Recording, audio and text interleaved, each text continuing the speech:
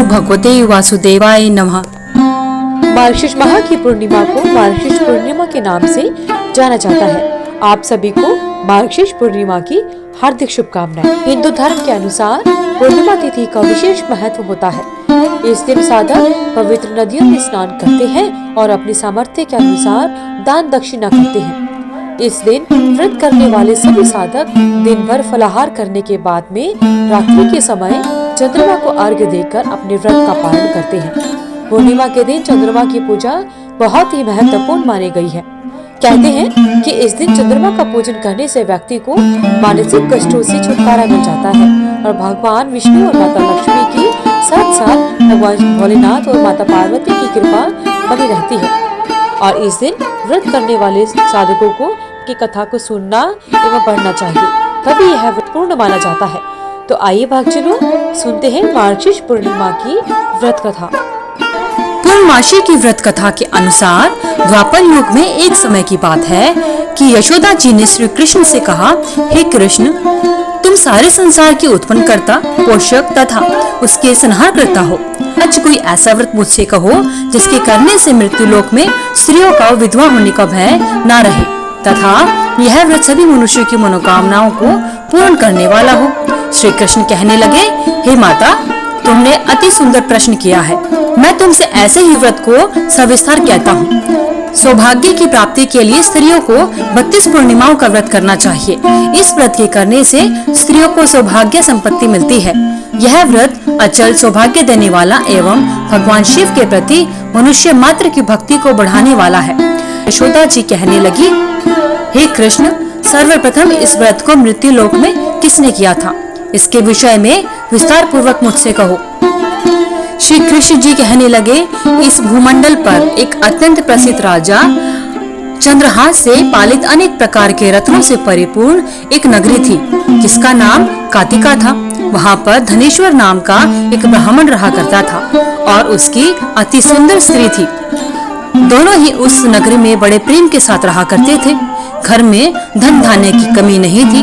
उनको एक बहुत बड़ा दुख था कि उनकी कोई संतान नहीं थी। इस वजह से वह अत्यंत दुखी रहते थे। एक समय एक बड़ा तपस्वी योगी उस नगरी में आया। वह योगी उस ब्राह्मण के घर को छोड़कर अन्य सभी घरों से भिक्षा लाकर भोजन किया करता था। रूपवती से वह भिक्षा नहीं लिया करता था। उस योगी ने एक दिन रूपवती से भिक्षा न लेकर किसी अन्य घर से भिक्षा लेकर गंगा किनारे जाकर भिक्षान्न को प्रेम पूर्वक खा रहा था कि धनेश्वर ने योगी का यह सब कार्य किसी प्रकार से देख लिया। अपनी भिक्षा के अनादर से दुखी होकर धनेश्वर योगी से बोला, महात्मन, आप सब घरों से भिक्षा लेते हैं परंतु मेरे घर की भिक्षा कभी नहीं लेते। इसका क्या कारण है? योगी ने कहा कि निसंतान के घर की भीख पतितों के अन्न के तुल्य होती है और जो पतितों का अन्न खाता है वह भी पतित हो जाता है। क्योंकि तुम निसंतान हो, अतः पतित हो जाने के भय से मैं तुम्हारे घर की भिक्षा नहीं लेता। धनेश्वर यह बात सुनकर अपने मन में बहुत दुखी हुआ और हाथ जोड़कर योगी के पैरों पर गिर पड़ा तथा कहने लगा, हे महाराज, यदि ऐसा है तो आप मुझको पुत्र प्राप्ति का कोई उपाय बताइए। आप तो सर्वज्ञ हैं, मुझ पर अवश्य ही यह कृपा कीजिए। धन की मेरे घर में कोई भी कमी नहीं है, लेकिन मैं पुत्र न होने के कारण अत्यंत दुखी हूँ। आप मेरे इस दुख का कोई समाधान बताइए। आप सामर्थ्यवान हैं। यह सुनकर योगी कहने लगे, हे ब्राह्मण, तुम माता चंडी की आराधना करो। घर आकर उसने अपने स्त्री से सारी बातें कही और स्वयं तप के लिए वन में चला गया। वन में जाकर उसने माता चंडी की उपासना की और उपवास किया। माता चंडी ने 16वें दिन उसको स्वप्न में दर्शन दिया और कहा, हे धनेश्वर, जा तेरे पुत्र होगा, परंतु वह 16 वर्ष की आयु में ही मृत्यु को प्राप्त हो जाएगा। यदि तुम दोनों स्त्री पुरुष 32 पूर्णिमाओं का व्रत विधि पूर्वक करोगे तो वह दीर्घायु हो जाएगा। जितनी तुम्हारी सामर्थ्य हो, आटे के दिए बनाकर भगवान शिव जी का पूजन करना। प्रातःकाल होने पर इस स्थान के समीप ही तुम्हें एक आम का वृक्ष दिखाई देगा। उस पर चढ़कर एक फल तोड़कर शीघ्र अपने घर चले जाना और अपनी स्त्री से सारी बातें कहना। ऋतु स्नान के पश्चात वह स्वच्छ होकर श्री शंकर जी का ध्यान करके उस फल को खा लेगी। तब शंकर भगवान की कृपा से उसको पुत्र की प्राप्ति होगी। जब वह ब्राह्मण सुबह उठा तो उसने उस स्थान के पास ही एक आम का वृक्ष देखा जिस पर एक अत्यंत सुंदर आम का फल लगा हुआ था। उस ब्राह्मण ने उस आम के वृक्ष पर चढ़कर उस फल को तोड़ने का प्रयत्न किया, परंतु वृक्ष पर कई बार प्रयत्न करने पर भी वह नहीं चढ़ पाया। तब तो उस ब्राह्मण को बहुत चिंता हुई और विघ्न विनाशक श्री गणेश जी की वंदना करने लगा। हे दयानिधि, अपने भक्तों के विघ्नों का नाश करके उनके मंगल कार्य को करने वाले, दुष्टों का नाश करने वाले, रिद्धि सिद्धि को देने वाले, आप मुझ पर कृपा करके इतना बल दें कि मैं अपने मनोरथ को पूर्ण कर सकूं। इस प्रकार गणेश जी की प्रार्थना करने पर उनकी कृपा से धनेश्वर वृक्ष पर चढ़ गया और उसने एक अति सुंदर आम का फल देखा। उसने विचार किया कि जो वरदान से फल मिला है यह है और कोई फल दिखाई नहीं देता। उस धनेश्वर ब्राह्मण ने जल्दी से उस फल को तोड़कर अपनी स्त्री को लाकर दिया और उसकी स्त्री ने अपने पति के कहे अनुसार उस फल को खा लिया और वह गर्भवती हो गई। देवी जी की असीम कृपा से उसे एक अत्यंत सुंदर पुत्र उत्पन्न हुआ जिसका नाम उन्होंने देवीदास रखा। माता पिता के हर्ष और शोक के साथ वह बालक शुक्ल पक्ष के चंद्रमा की तरह अपने पिता के घर में बढ़ने लगा। भवानी की कृपा से वह बालक बहुत ही सुंदर, सुशील, यह पढ़ने में बहुत ही निपुण हो गया। दुर्गा जी की आज्ञा के अनुसार उसकी माता ने 32 पूर्णमासी का व्रत रखना शुरू किया जिससे उसका पुत्र बड़ी आयु वाला हो जाए। 16वां वर्ष लगते ही देवीदास के माता पिता को बहुत चिंता हो गई कि कहीं उनके पुत्र इस वर्ष मृत्यु न हो जाए। इसलिए उन्होंने अपने मन में विचार किया कि यदि यह दुर्घटना उनके सामने हो गई तो वे कैसे सहन करेंगे। इसलिए उन्होंने देवीदास की मामा को बुलाया और कहा कि हमारी इच्छा है कि देवीदास 1 वर्ष तक काशी में जाकर विद्या प्राप्त करे और उसको अकेला भी नहीं छोड़ना चाहिए, इसलिए साथ में तुम चले जाओ और 1 वर्ष के पश्चात इसको वापस लौटा लाना। सब प्रबंध करके उसके माता पिता ने काशी जाने के लिए देवीदास को एक घोड़े पर बिठाकर उसके मामा के साथ रवाना कर दिया, किंतु यह बात उसके मामा या किसी और को नहीं कही। धनेश्वर ने पत्नी के साथ पुत्र की मंगल कामना तथा दीर्घायु के लिए भगवती दुर्गा की आराधना और पूर्णमासियों का व्रत करना आरंभ कर दिया। इस प्रकार बराबर 32 पूर्णमासी का व्रत पूरा हुआ। कुछ समय के पश्चात एक दिन वह दोनों मामा और भांजा मार्ग में रात्रि बिताने के लिए किसी गांव में ठहरे हुए थे। उस दिन उस गांव की एक ब्राह्मण की अत्यंत सुंदर, सुशील और विदुषी गुणवती कन्या का विवाह होने वाला था। जिस धर्मशाला के अंदर वर और उसकी बारात ठहरी हुई थी, उसी धर्मशाला में देवीदास और उसके मामा भी ठहरे हुए थे। संयोगवश कन्या को तेल चढ़ाकर मंडप का कृत्य किया गया तो लगन के समय वर को धनुर्वात हो गया और वर के पिता ने अपने कुटुंबियों, अपने परिवार वालों से परामर्श करके निश्चय किया कि यह देवीदास मेरे पुत्र जैसा ही है, मैं इसके साथ ही लग्न करा दूं और बाद में विवाह के अन्य कार्य मेरे लड़के के साथ हो जाएंगे। ऐसा सोचकर देवीदास के मामा से जाकर बोला कि तुम थोड़ी देर के लिए अपने भांजे को हमें दे दो, जिससे विवाह के लगन का सब कृत्य सुचारू रूप से हो सके। तब उसका मामा कहने लगा, जो भी कन्यादान के समय वर को मिले वह सब इसको दे दिया जाए तो मेरा भांजा इस बारात का दूल्हा बन जाएगा। यह बात वर के पिता ने स्वीकार कर ली। स्वीकार कर लेने पर उसने अपना भांजा वर बनने को भेज दिया और उसके साथ सब विवाह कार्य में विधि पूर्वक संपन्न हो गया। पत्नी के साथ वह भोजन न कर सका और अपने मन में सोचने लगा कि ना जाने यह किसकी स्त्री होगी। वह एकांत में सोचता रहा और उसकी आंखों में आंसू भी आ गए। तब वधू ने पूछा कि क्या बात है, आप इतने उदासीन व दुखी क्यों हैं? तब उसने सब बातें जो वर के पिता व उसके मामा में हुई थी उसको बता दी। तब कन्या कहने लगी कि यह ब्रह्म विवाह के विपरीत कैसे हो सकता है। देव, ब्राह्मण और अग्नि के सामने मैंने आपको ही पति बनाया है, इसलिए आप ही मेरे पति हैं। मैं आपकी ही पत्नी रहूंगी, किसी अन्य की कभी नहीं बनूंगी। तब देवीदास ने कहा, ऐसा मत करो क्योंकि मेरी आयु बहुत छोटी है। परंतु वह विचार वाली थी, बोली कि जो आपकी गति होगी वही मेरी गति होगी। हे स्वामी, आप उठिए और भोजन करिए, आप निश्चय ही भूखे होंगे। इसके बाद देवीदास और उसकी पत्नी ने भोजन किया। प्रातःकाल देवीदास ने अपनी पत्नी को 3 नगों से जड़ी हुई एक अंगूठी दी, एक रुमाल दिया और बोला, हे प्रिय, इसे ले लो और संकेत समझकर स्थिर चित हो जाओ। मेरा मरण और जीवन जानने के लिए एक पुष्प वाटिका बना लो। उसमें सुगंध वाली एक नव मल्लिका लगा दो। उसको प्रतिदिन जल से सींचा करो और आनंद के साथ खेलो कूदो, उत्सव मनाओ। जिस समय और जिस दिन मेरा प्राणांत होगा ये फूल सूख जाएंगे और जब ये फिर से हरे हो जाएं, तो जान लेना कि मैं जीवित हूँ। यह बात निश्चित करके समझ लेना, इसमें कोई संशय नहीं है। यह समझाकर वह चला गया।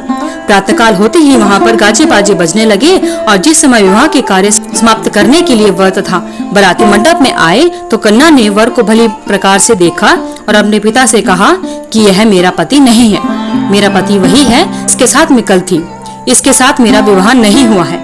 यदि यह वही है तो बताइए कि मैंने इसको क्या दिया और कन्यादान के समय जो मैंने विभूषण दिए थे वह दिखाए तथा रात में मैंने क्या गुप्त बातें कही थी वह सब कुछ मुझे बताए। पिता ने उसके कथन के अनुसार वर को बुलवाया। कन्या की ऐसा बातें सुनकर वह कहने लगा कि मैं कुछ नहीं जानता। इसके पश्चात लज्जित होकर वह वहाँ से चला जाता है तथा सारी बारात भी अपमानित होकर वहाँ से वापस लौट गई। भगवान श्री कृष्ण कहने लगे, हे माता, इस प्रकार देवीदास काशी विद्या प्राप्त करने के लिए चला गया। जब कुछ समय बीत गया, काल से प्रेरित होकर एक सर्प रात्रि के समय उसको डसने के लिए वहां पर आया। उस विषधर के प्रभाव से उसके शयन का स्थान चारों ओर से विष की ज्वाला से विषैला हो गया, परंतु व्रतराज के प्रभाव से उसको काटने ना पाया, क्योंकि उसकी माता ने पहले ही 32 पूर्णिमा का व्रत कर रखा था। इसके बाद मध्याह्न के समय स्वयंकाल वहां पर आए और उसके शरीर से उसके प्राणों को निकालने का प्रयत्न करने लगे, जिससे वह मूर्छित होकर पृथ्वी पर गिर पड़ा। भगवान की कृपा से उसी समय माता पार्वती जी के साथ शिव शंभु वहां पर आ गए। उसको मूर्छित दशा में देखकर पार्वती जी ने भगवान शंकर से प्रार्थना की कि हे महाराज, इस बालक की माता ने पहले ही 32 पूर्णिमा का व्रत किया था, जिसके प्रभाव से हे भगवान आप इसको प्राणदान दे। भवानी के कहने पर भक्त वत्सल भगवान शिव जी ने उसको प्राणदान दे दिया। इस व्रत के प्रभाव से काल को भी पीछे हटना पड़ा और देवीदास स्वस्थ होकर बैठ गया। उधर उसकी स्त्री उसके काल की प्रतीक्षा किया करती थी।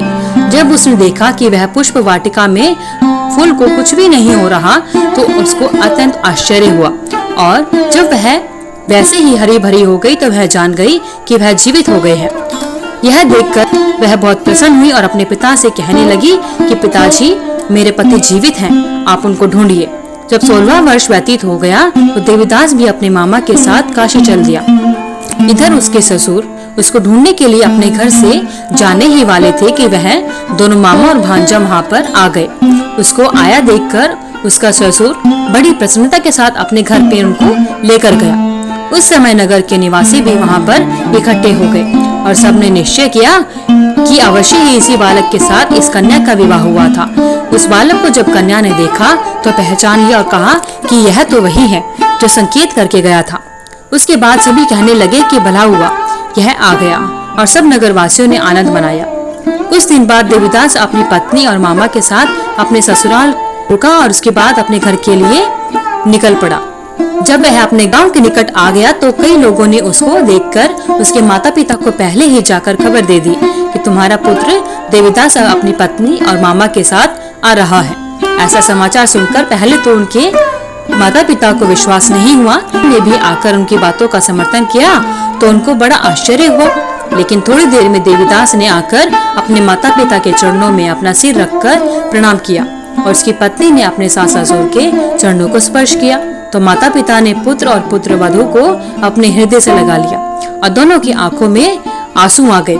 अपने पुत्र और पुत्र वधू के आने की खुशी में धनेश्वर ने बड़ा भारी उत्सव किया और ब्राह्मणों को भी बहुत सी दान दक्षिणा देकर प्रसन्न किया। श्री कृष्ण जी कहने लगे कि इस प्रकार धनेश्वर 32 पूर्णिमाओं के व्रत के प्रभाव से पुत्रवान हो गया। जो भी स्त्रियां इस व्रत को करती हैं वे जन्म जन्मांतर में वैधव्य का दुख नहीं भोगती और सदैव सौभाग्यवती रहती हैं। यह मेरा वचन है, इसमें कोई संदेह नहीं मानना। यह व्रत पुत्र पौत्र देने वाला तथा संपूर्ण मनोकामनाओं को पूरा करने वाला है। 32 पूर्णिमाओं के व्रत करने से व्यक्ति की सभी इच्छाएं भगवान शिव की कृपा से पूर्ण हो जाती है। बोलिए हर हर महादेव। हे भगवान शिव शंभु, हे भगवान श्री कृष्ण, जिस प्रकार आपने धनेश्वर और उसके परिवार पर अपनी कृपा बनाई, उसी प्रकार 32 पूर्णिमाओं का व्रत करने वाले एवं पूर्णिमा व्रत करने वाले सभी पर अपनी कृपा बनाए रखना। इस बार मार्गशीर्ष पूर्णिमा का आरंभ शनिवार शाम को होगा और इसका समापन रविवार को यानी 15 दिसंबर को हो जाएगा। मार्गशीर्ष मास की पूर्णिमा का विशेष धार्मिक और आध्यात्मिक महत्व है। इस दिन गंगा, यमुना या किसी पवित्र नदी में स्नान, दान और पूजा का फल कई गुना अधिक मिलता है। मान्यता है कि इस दिन किए गए दान और व्रत से पुण्य की प्राप्ति होती है और सभी कष्ट दूर हो जाते हैं। मार्गशीर्ष मास की पूर्णिमा को स्नान और दान का जो मुहूर्त रहेगा वो रविवार को रहेगा, यानी रविवार को पवित्र नदी में स्नान करके दान और पुण्य करना शुभ रहेगा। अन्न, वस्त्र, तिल और गुड़ का दान विशेष फलदायी है। आइए अब जानते हैं मार्गशीर्ष पूर्णिमा की पूजा विधि। इस पावन दिन पर सुबह मुहूर्त में उठना चाहिए, उसके बाद स्नान करना चाहिए। इस दिन पवित्र नदियों में स्नान करने का बहुत अधिक महत्व होता है। यदि आप नदियों में स्नान ना कर पाए तो नहाने के पानी में गंगा जल डालकर भी स्नान कर सकते हैं। नहाते समय सभी पावन नदियों का ध्यान कर लेना चाहिए। नहाने के बाद घर के मंदिर में दीप प्रज्वलित करना चाहिए। अगर संभव हो तो इस दिन व्रत भी रखना चाहिए। सभी देवताओं का गंगा जल से अभिषेक करना चाहिए। पूर्णिमा के दिन भगवान विष्णु की पूजा अर्चना का विशेष महत्व होता है।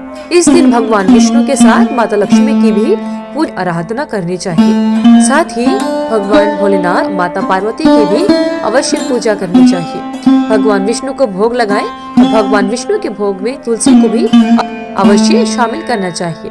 धार्मिक मान्यताओं के अनुसार तुलसी के बिना भगवान विष्णु भोग को स्वीकार नहीं करते हैं। इस बात का विशेष ध्यान रखें कि भगवान को सिर्फ सात्विक चीजों का ही भोग लगाया जाता है। भगवान विष्णु और माता लक्ष्मी की आरती करें। साथ ही भगवान भोलेनाथ और माता पार्वती जी की भी आरती करनी चाहिए। पूर्णिमा पर चंद्रमा की पूजा का भी विशेष महत्व होता है। चंद्रोदय होने के बाद पूर्णिमा की पूजा अवश्य करनी चाहिए। चंद्रमा को अर्घ्य देने से दोषों से मुक्ति मिलती है। गाय को भोजन अवश्य कराना चाहिए। गाय को भोजन कराने से कई तरह के दोषों से मुक्ति मिल जाती है। शाम को गंगा नदी में दीपदान करने का भी विशेष विधान है। धार्मिक मान्यताओं के अनुसार ऐसा करना पुण्य फलदायी माना जाता है। पूजा के समय ओम नमो भगवते वासुदेवाय मंत्र का जाप करना चाहिए। साथ ही भगवान विष्णु के सहस्रनाम स्तोत्र का भी पाठ करना चाहिए। फिर भगवान विष्णु को फूल, चंदन, धूप, दीप और नैवेद्य अर्पित किए जाते हैं। मार्गशीर्ष पूर्णिमा को चंद्रोदय का समय शाम को 5:14 से रहेगा। धन्यवाद। अगर आपको वीडियो अच्छी लगी तो वीडियो को लाइक करें, शेयर करें, चैनल को सब्सक्राइब करके बेल आइकन को जरूर प्रेस करें ताकि आगे आने वाले सभी वीडियोस की नोटिफिकेशन आप तक समय से पहुंच सके। कमेंट बॉक्स में जय श्री कृष्णा लिखना ना भूलें। आपका दिन मंगलमय हो।